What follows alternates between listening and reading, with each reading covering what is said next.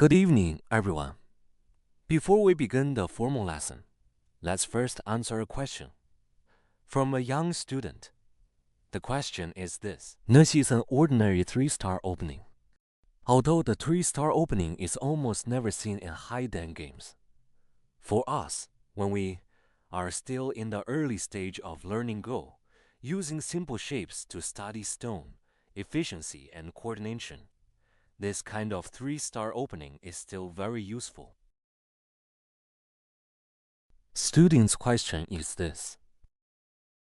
Now white invades at A or B. For example, white invades on the third line. Black blocks and white crawls. Black blocks again. We will not discuss the local technique in detail here. At this moment, white lives inside black's sphere of influence. Many students think that in this resulting shape, black has lost something. Why? Because they feel that white has lived inside black's territory. In fact, this is a mistaken understanding. What I want to tell everyone is this. Territory doesn't disappear. It only transfers. To make this easier to understand, let's change to a simpler shape. We will use the simplest star kick joseki as an example. This is the common star kick joseki. Of course, many students do not like to play the star kick joseki this way.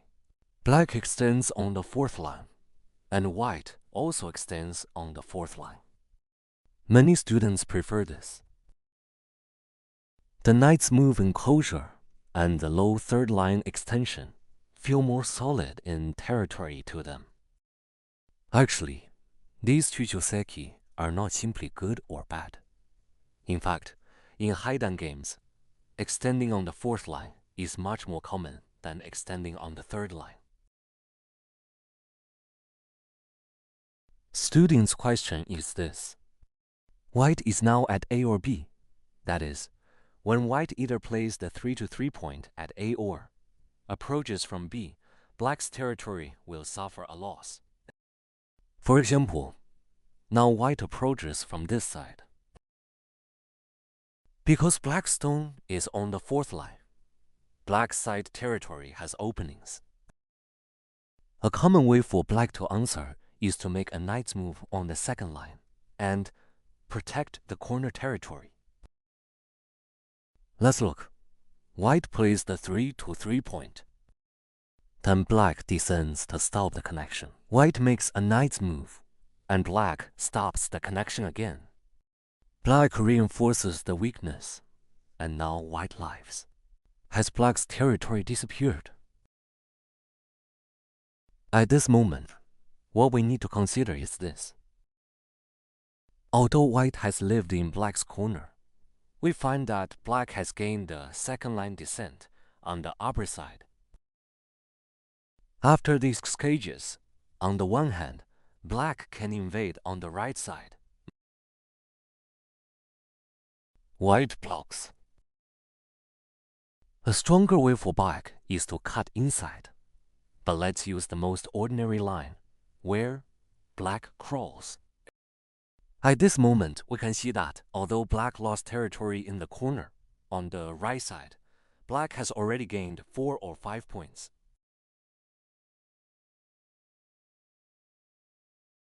Also, in the exchange on the upper side, that is, the exchange of these two moves, black has damaged white stones above. For example, when there is a chance later, black can extend on this side.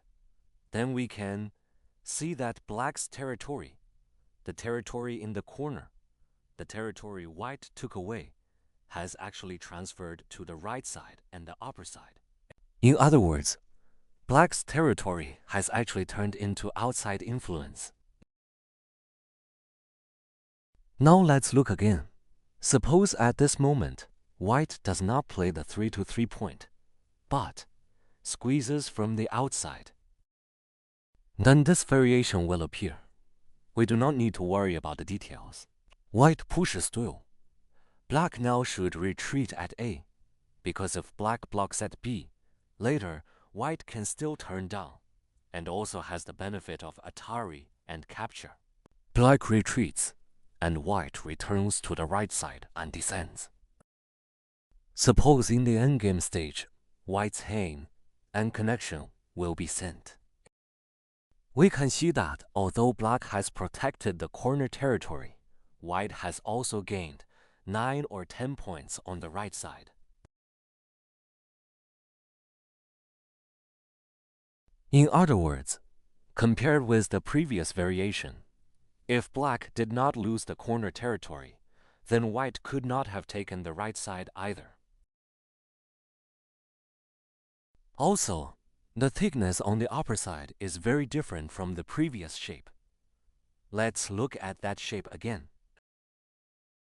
Remember, now black's corner territory is still intact, but white has also secured 10 points, and black on the upper side is relatively thick.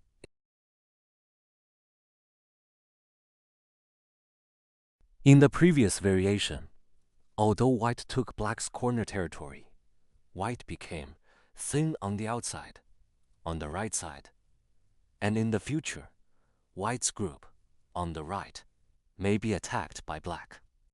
Black gained 4 or 5 points on the right side, and the upper side became extremely thick. So in fact, black's corner territory transferred to the right side and the upper side. Now let's return to the 3-star opening from the original question. White is on this side. Let's look. White actually has this invasion point, and also this invasion point. In other words, white has 2 invasion points on the upper side. According to the principle of attacking weakness rather than strength, black is relatively weak in the upper left corner, so white invades toward the left. Then we can see, suppose the game proceeds like this. For example, this is like a local Joseki sequence. White makes a large knight's move locally to live. Black reinforces. White peeps. Instead of connecting, black squeezes directly. This is a little better. We won't discuss the details now. When this shape is finished, white has lived here. But we need to see this. Black's upper side territory, black's gain, is this.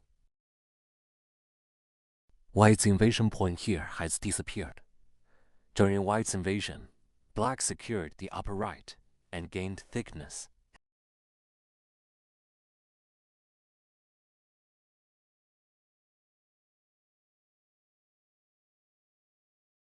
Black now controls the center fighting direction. Black's upper side territory becomes solid right side territory and initiative in the center fight.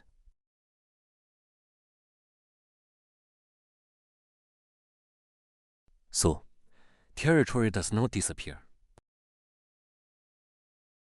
Now let's look again.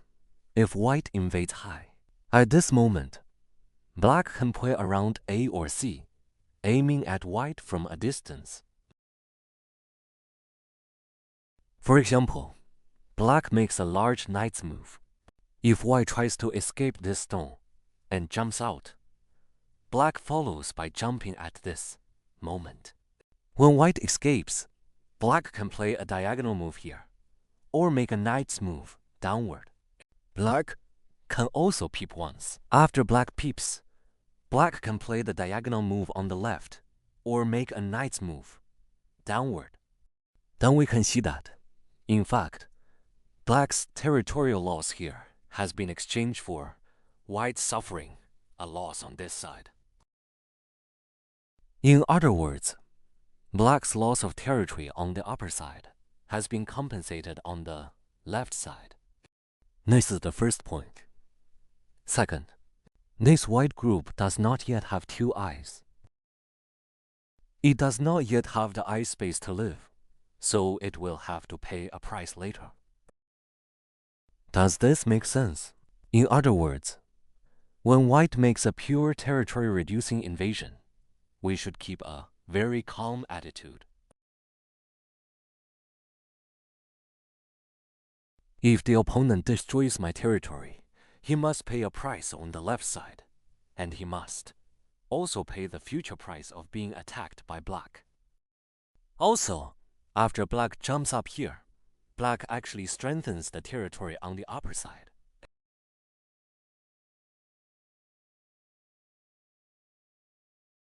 So black's territory, the territory black lost in this upper area, is compensated through the attack on the white stones on the left side and through strengthening the upper side territory. Everyone should remember this theory.